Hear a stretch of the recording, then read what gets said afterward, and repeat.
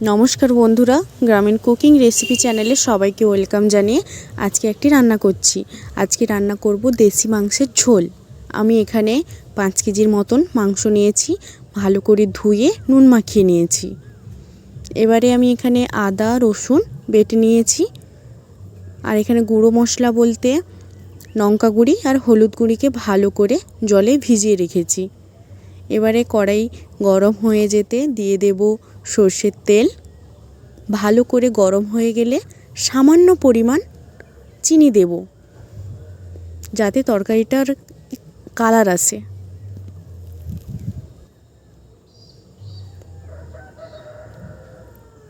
এবারে দিয়ে দিচ্ছি সামান্য পরিমাণে চিনি।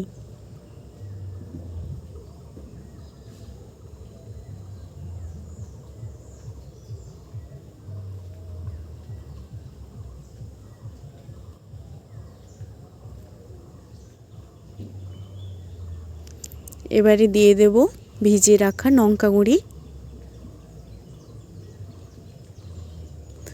লঙ্কা গুঁড়োটা পুরোটাই দিয়ে দেব। দেশি মাংসের না একটু ঝালঝাল হলে খেতে ভালো লাগবে না। এবারে দিয়ে দেব বেটে রাখা রসুন। আবারও ভালো করে নেড়ে নেব। বন্ধুরা, তোমরা সবাই প্রথম থেকে শেষ পর্যন্ত ভিডিওটি অবশ্যই দেখবে। আশা করি সবার ভালোই লাগবে।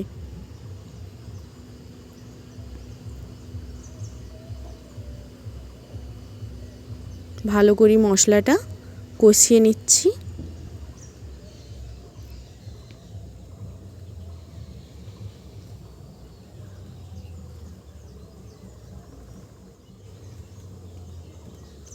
আমি এখানে হলুদ গুঁড়িটা দিয়ে দিয়েছি, দেখানো হয়নি এখানে।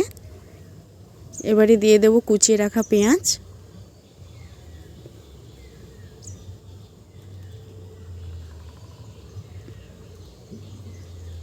আবারও ভালো করে কষিয়ে নেব।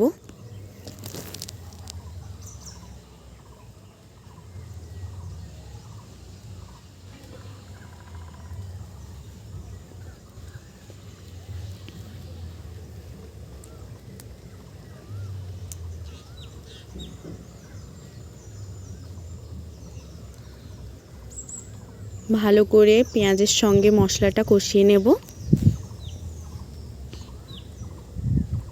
এবারে দিয়ে দিচ্ছি সামান্য পরিমাণে নুন, কারণ যেহেতু মাংসতে নুন দেওয়া আছে, এখানে পেঁয়াজটা যাতে তাড়াতাড়ি গলে যায়, তাই সামান্য পরিমাণে নুন দিয়েছি।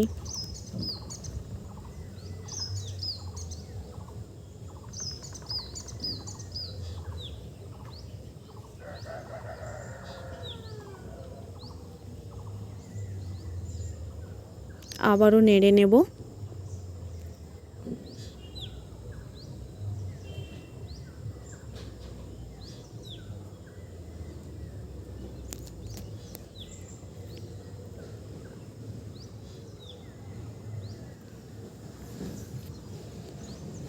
আজকে যে দেশি মাংসটা আছে পুরো মাটনের মতন কালারটা, দেখতেই পাচ্ছ বন্ধুরা আশা করি।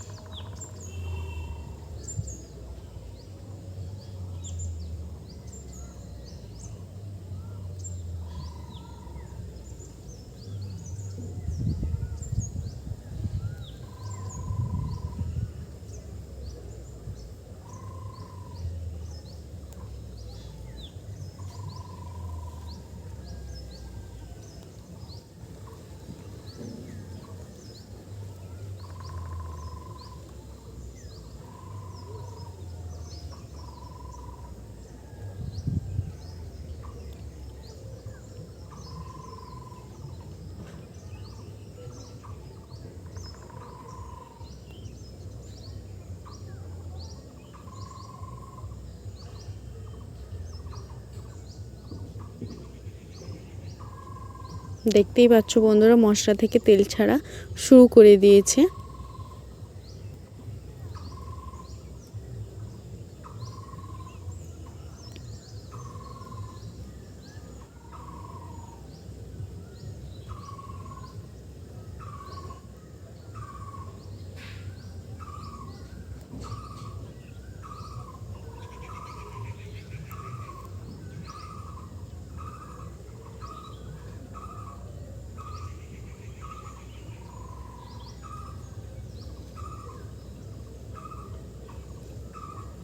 আবারও ভালো করে কষিয়ে নিচ্ছি। যেহেতু অনেক মাংস, 5 কেজি মাংস আছে, তাই মশলাটা কষাতে একটু টাইম তো লাগবেই।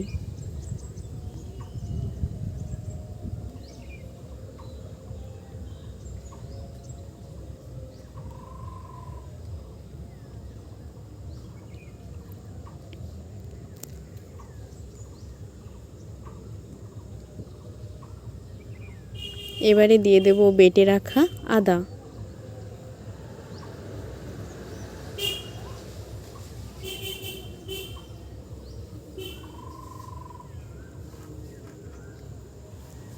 ভালো করে কষিয়ে নেব মশলার সঙ্গে।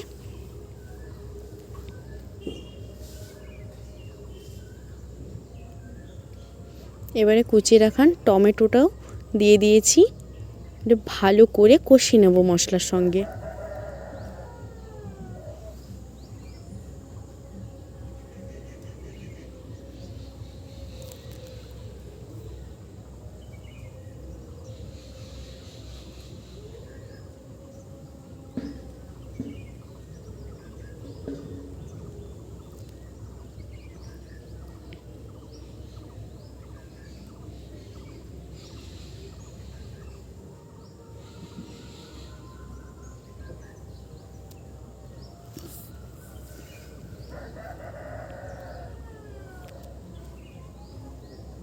ভালো করে কষিয়ে নেব।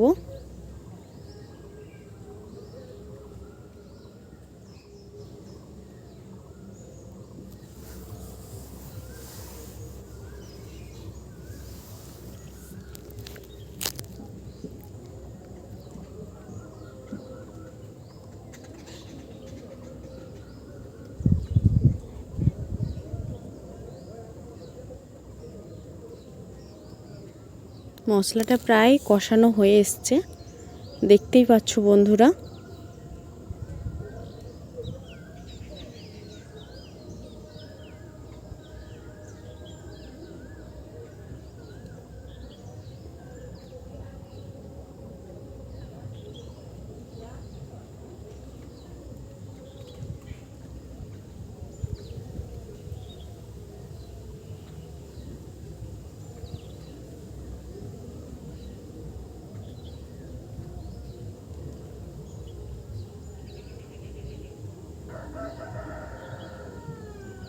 এবারে মশলাটা কষানো হয়ে গেছে, এবারে চিকেনটা দিয়ে দেব। অল্প অল্প দিয়ে কষিয়ে নেব। যেহেতু অনেক মাংস, এখানে আমি 2টো কড়া ব্যবহার করেছি, দেখতেই পাবে বন্ধুরা। দেখো বন্ধুরা, মাংসের কালারটা দেখুন, পুরো মাটনের মতন লাগছে। পুরো পিওর দেশি মাংস। এবারে ভালো করে কষিয়ে নেব। অল্প অল্প করে মাংসটা কষিয়ে নিচ্ছি।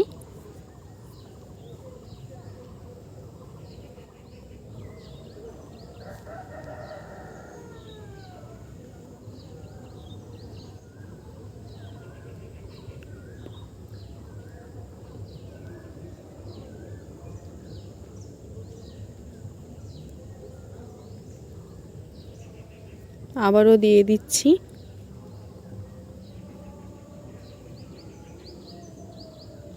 দেখো বন্ধুরা, চিকেনটা জাস্ট দেখুন আপনারা।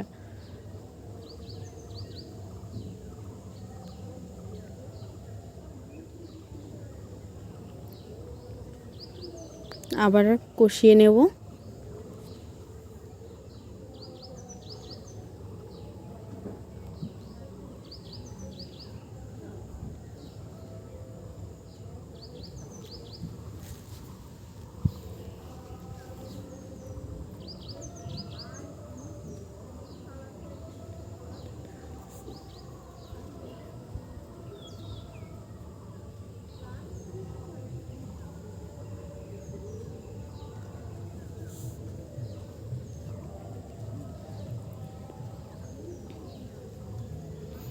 এবারে পাশে একটি কড়া দেখতে পাচ্ছ, অল্প অল্প করে মাংসটা দিয়ে দিচ্ছি। 2টো কড়াতেই কষানো হবে, যেহেতু অনেক মাংস। এবারে ভালো করে কষাবো এখানে।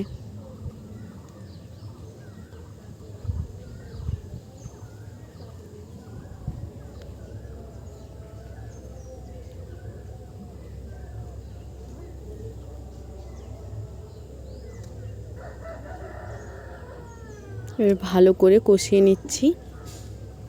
যেহেতু দেশি মাংস, এখানে ভালো করে অনেকক্ষণ ধরে কষাতে হবে।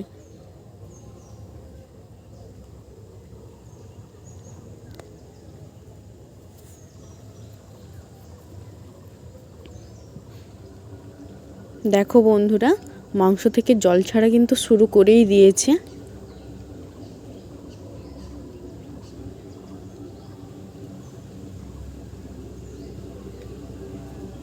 ভালো করে কষিয়ে নিচ্ছি।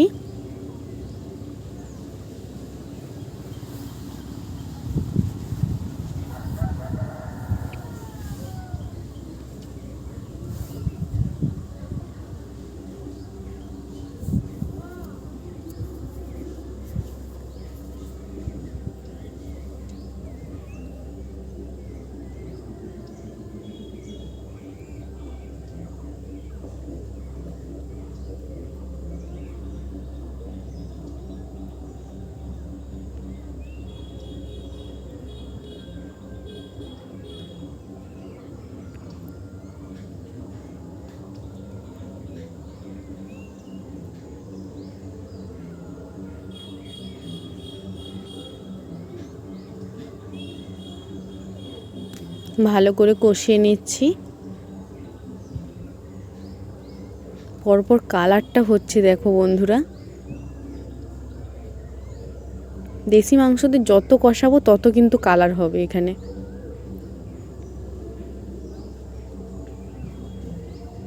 কতটা জল বেরিয়েছে দেখো।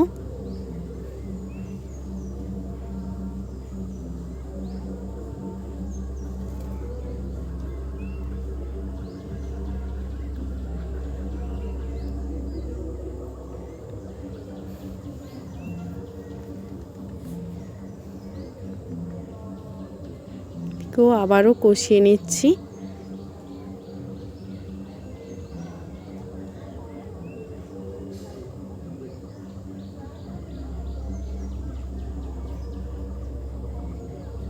দেখো বন্ধুরা, কালারটা জাস্ট হয়েছে।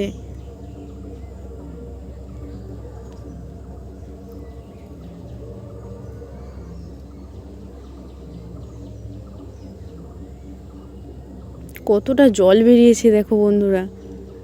যতক্ষণ না পর্যন্ত জলটা মরছে ততক্ষণ কিন্তু আমরা কষিয়ে যাব।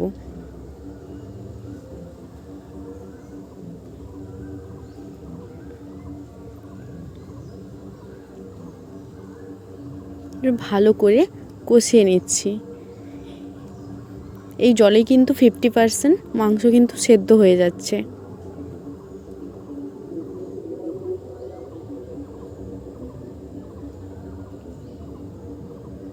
দেখো বন্ধুরা, কালারটা জাস্ট হয়েছে।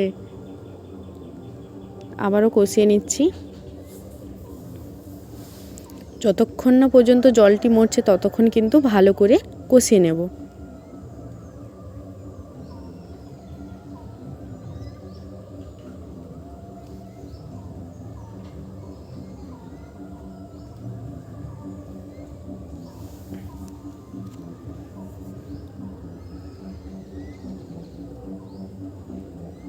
পুরো কড়াতে টকবক করে ফুটছে।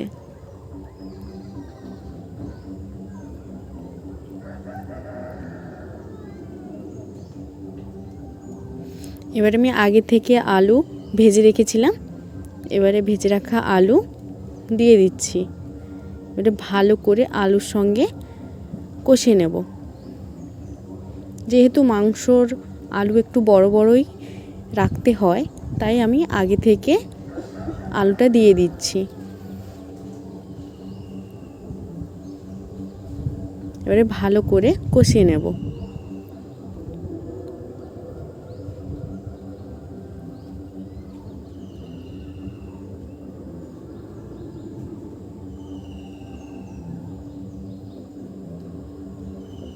মাংসের যে জলটা বেরিয়েছিল এখন মাখো মাখো হয়ে গেছে।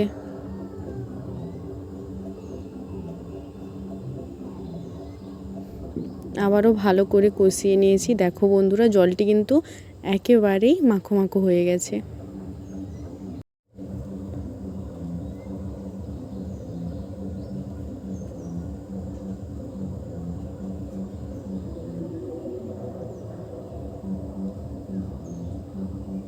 মাংস আলু কিন্তু 50% হয়ে গেছে। এবারে একটি পাত্রে সবগুলো মাংস আলু নিয়ে এবারে ভালো করে জল দিয়ে ফুটিয়ে নেব। দেখো বন্ধুরা কত সুন্দর কষানো হয়েছে মাংসটা।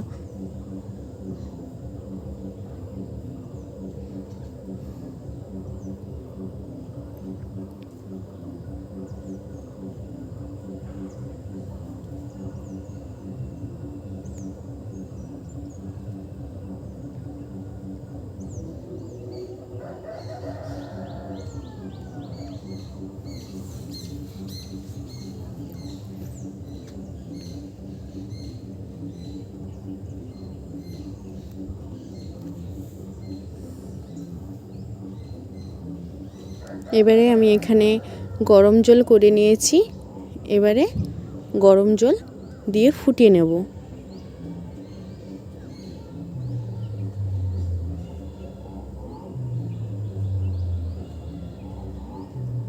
দেখো বন্ধুরা কত সুন্দর কালারটা জাস্ট হয়েছে।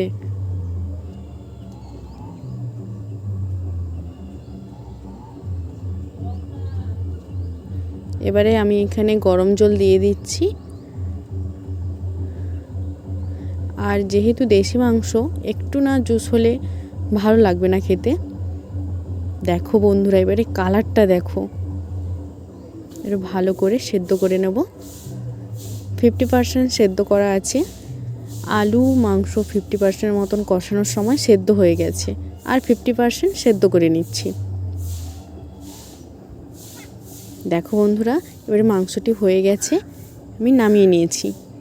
এবারে বাটিতে বাড়া হবে। দেখো কত সুন্দর কালারটা জাস্ট হয়েছে। দেখো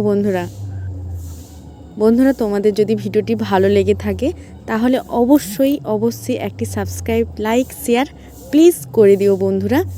খেতে অসাধারণ হয়েছিল। দেখো বন্ধুরা জাস্ট কালারটা দেখো।